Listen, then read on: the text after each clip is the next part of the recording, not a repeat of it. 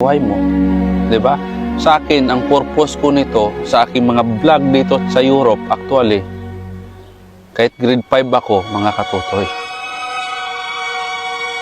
para ma-inspire kayo sa aking kwento, may mapulutan kayong aral. Para hindi kayo mahinaan ng loob. Una sa lahat, huwag kayo mahinaan ng loob, mga katutoy. Kasi pag mahina yung loob nyo, hindi nyo talaga marating yung ngarap nyo. 'Di ba? Sa buhay. 'Di ba? Sino mag-akala na makatrabaho ako ng ganitong hotel dito sa Europe?